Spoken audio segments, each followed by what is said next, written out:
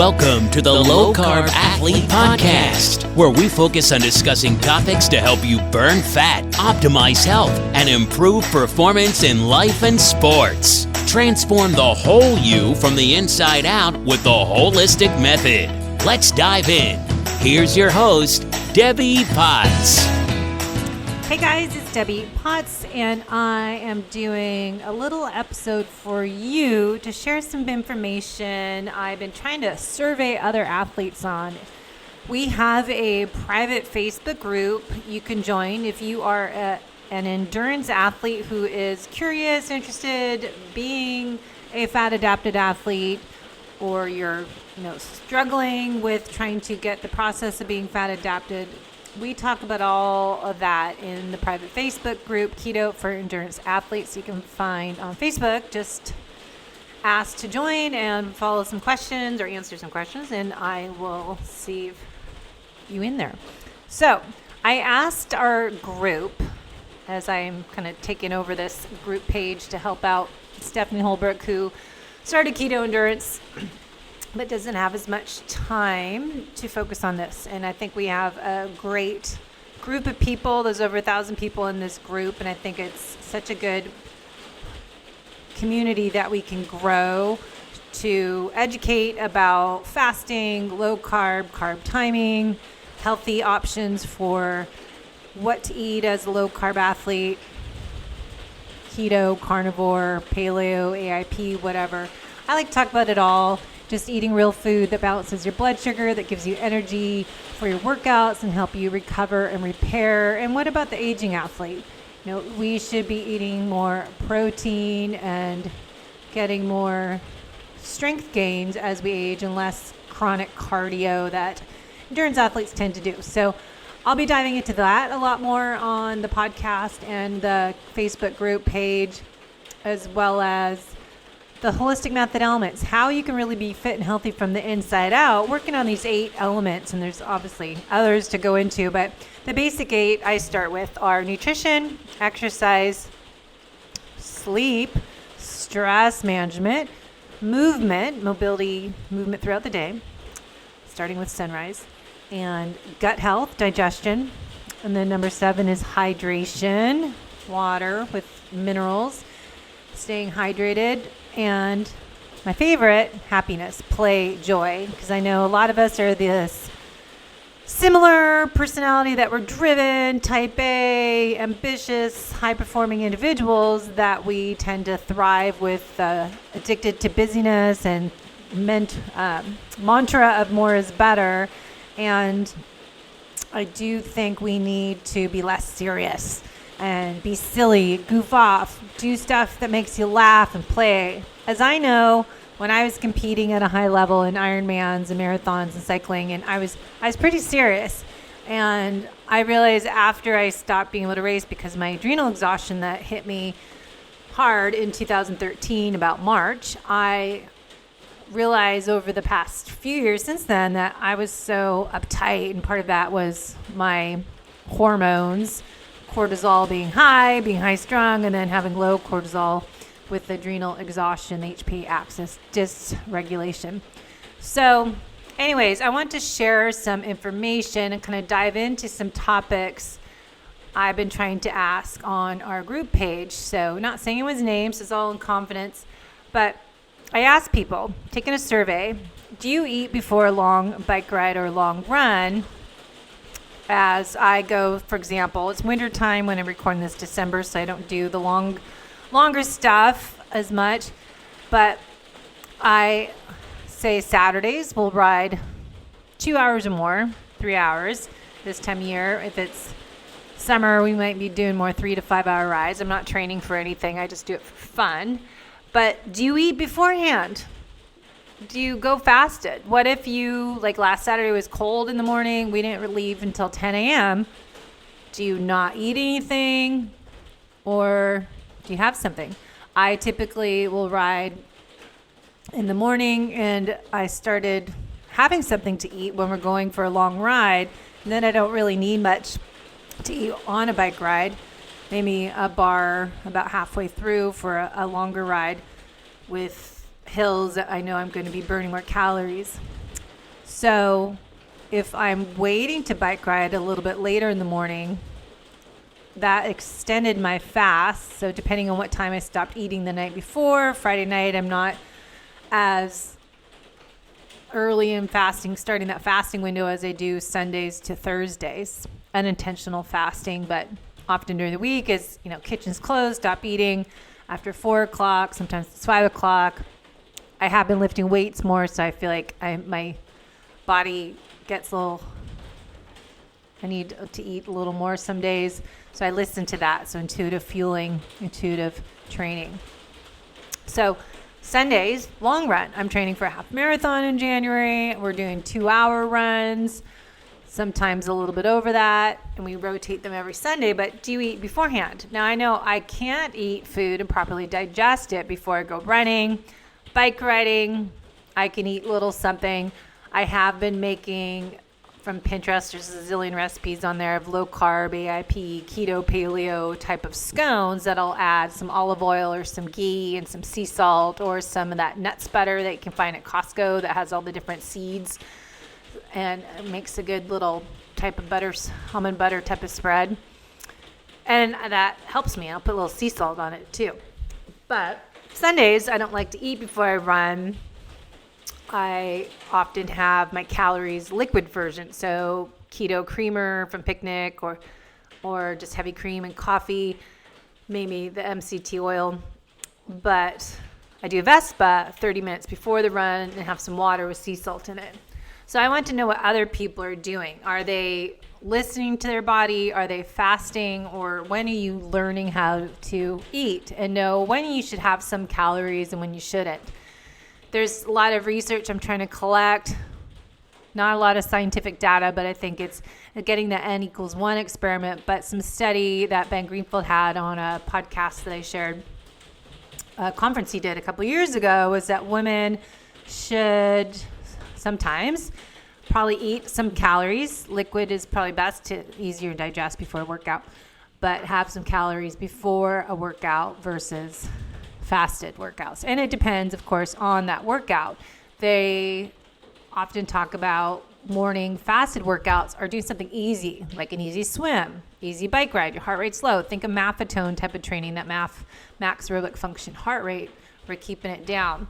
So we wanted to look at what our exercise is, when we should time our fueling, if we should just do it fasted, or should you have some collagen and aminos, creatine, and some water, or add some calories into your coffee, or when you should just do water and black coffee only and have it a true fast. So women are going to be different. So here's what some people said. For the weekend morning runs, rides, or weightlifting, I usually have a protein shake with creatine in it. Someone else said they usually just have bacon and eggs and a homemade pre-workout and coffee. So to me, I can't eat bacon and eggs and go work out. I can't digest it properly. So it's interesting to see, okay, maybe you have that, but you don't work out for 2 hours afterwards. Someone else said during a week of full Ironman training, I have athletic greens in the morning with black coffee, which I think is great. I do have athletic greens, so I just did my wheat Zoomer test and I can't have wheat, and the wheatgrass is in athletic greens, so I might need to cut that out. But having some fat in the athletic greens might be good. Add some type of MCT oil. Then they get the first workout done before eating. Then they do the second workout. So that's the thing with triathletes. We need to time our carbs, our fuel, fat, protein, if you're doing a 2-a-day workout. And that's what I'm trying to talk more about. So if you're doing a morning workout that your heart rate's higher, more aerobic to higher, more intensity, it's going to be a little different too. And then say I'm working out a hard swim workout, masters at noon, I'm going to eat something usually about 10 a.m. when I start to get hungry and eat. I have some keto bread that I got at this local gluten-free market called Nectarine, and put some olive oil and sea salt on it, nut butter. That seems to digest or shake, but I can't eat. And some bacon I can do, but anything more than that is just too hard. If I have steak or something, I'm not going to eat protein before a workout. You just can't digest it properly. So having the liquid calories or having a little bit of carbs with fat works for me, but that's me. So someone else said, They have morning, had a high calorie snack before his 14-mile run, and he was hungry. I got this idea from a book. Wow. He put 2 cups of coconut oil. Wow, this is a lot of fat. So this is if you're doing, I think, a long workout. 2 cups of coconut oil, 1 cup of Kerrygold butter, 2 cups of walnuts, pecans, almonds, cashews. Oh, maybe this is the whole recipe. It's not eating this one meal. Okay, so this is probably just a recipe, but it's walnuts, pecans, almonds, cashews, cacao butter, 5 scoops of whey protein powder, swerve granular sugar, mix and blend your nuts together and freeze. It's edible if it's 20 below, or plus it's 12,000 calories. So maybe it does eat it all. I'm practicing with it for a trail run. So interesting, but that again depends what you're training for. I would look at doing the nuts butter. You can buy that to the NUTZ is similar to that. And I am just writing that in there. So the other person says coffee with cream when they wake up, usually out the door, 6:30 a.m., 1 hour paddle or run, or they do a 2-hour bike ride. So I think if your heart rate's down low, that works. After workout, they don't need to eat until 10 a.m. to noon. Well, that's about me. I think that works because usually after a workout, I'm not hungry right away, and I don't force myself to eat when I'm not hungry. I might have some Keon aminos, creatine, and sea salt in my shaker bottle, but they don't need to eat until after 10 to noon. So I think that's good for me. Sometimes I do that type of workout in the morning, and then I'll go swim at noon or 11:45. So I do try to eat something because the old me would fast and not eat until after that swim, and say I'm not eating until 2 o'clock, and that ends up being my 1 meal a day because I stop eating usually after 3 or 4 o'clock. So when is that fast too long that you're causing more stress, more damage than good, right? So I'm going to try to experiment. Does it feel better in my swim workout if I eat something at 10? And how do I feel overall? And how's my recovery, my stress in my body, and how do my hormone balance feel? Okay, someone else said they do black coffee. That's it. I would say back to this person, any water with sea salt, minerals added to your water.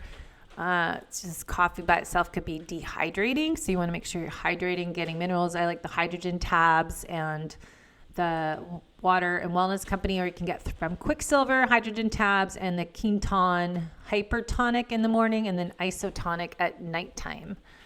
Okay, so someone else says they can do a 3-hour mountain bike ride on black coffee alone, no on-trail snacks, and still feel good to the end.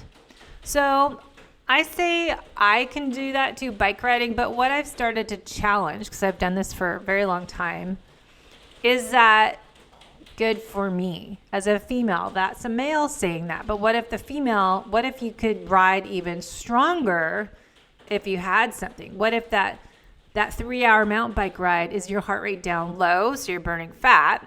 That makes sense. But what if you're doing some hills? Like I know I do a 3-hour road bike ride and I'm doing hills. My heart rate's up to 160s and I can't get it lower because they're huge hills. So it depends on the workout and your heart rate, I think. He says also that's a 16-hour intermittent fast with the 8-hour feeding window, roughly 20 to 50 carbs a day is his normal way of eating. He's been off track since having COVID, still getting back in the saddle. So it'd be good to experiment for eating. So experiment having that 3-hour bike ride, fueling before a 3-hour bike ride with some calories. So maybe you have some, collagen, MCT oil, creamer for liquid calories, and maybe that works to see if your improvement of your performance is improved. So maybe you could be faster, right? Maybe you feel good, but could have you been even better? So you just need a little extra MCT oil in your coffee and, grass-fed butter. I used to do Bulletproof Coffee when I had my adrenal fatigue. So 2012, when did it start? 2010 maybe. I used to do a ton of it and not eat anything all day and train 2-3 times a day. Plus I own a fitness studio, so I'm probably moving around and exercising, showing little Debbie demos. But it probably screwed my hormones up. So you have to look at who are these comments coming from, men or women, and then what type of workout that is. So one person said, yeah, it depends on the training session. 2 hours of metabolism training, 2-hour intervals. The question is too broad. So you need to know intensity, duration. So I would look at people's heart rate for sure. So, okay, element T in the water before going out, doing 10 miles on the trail. Okay, that works good. And other person said their workouts are shorter. They do salt and coffee pre-workout, at least getting some training and riding or doing some rowing. So shorter workouts are, I think, better than chronic cardio that's long stuff. So if we can, especially as we age, I learn more about that long workouts aren't really beneficial over 45 minutes unless you're training for a race.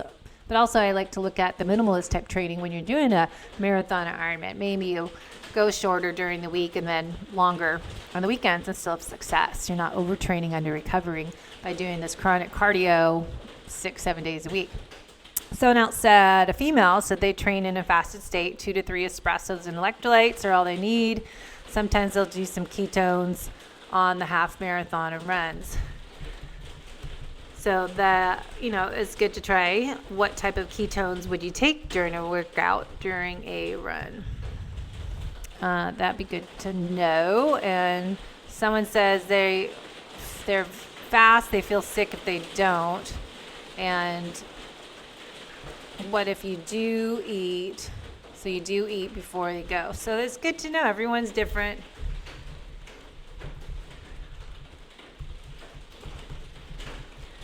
So solid food, what do people eat? So it's all good information to get from people, but just how it's so n equals 1.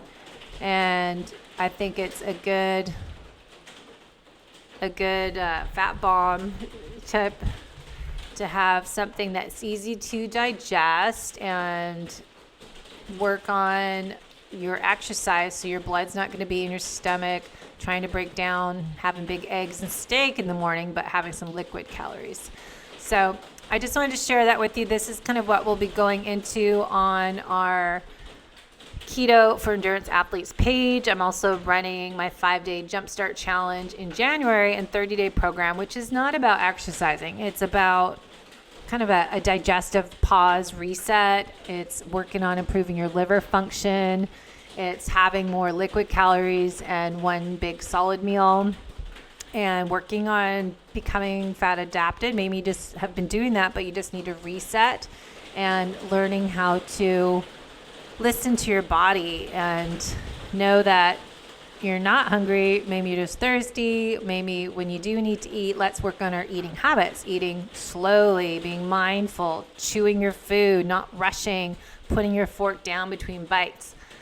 We're going to talk about all the 8 elements in the holistic method. It's just a 5-day jumpstart program, or if you'd like to do a little more intensive, phase 1 is 5-day. Phase 2 is a 21-day sugar detox, and just really focusing on eating clean, getting our sleep, doing different things to improve our stress and as well as our sleep, starting the day outside and just creating some new habits. Maybe you know all about it, but you're not doing anything about it. So it's just that group support and being consistent.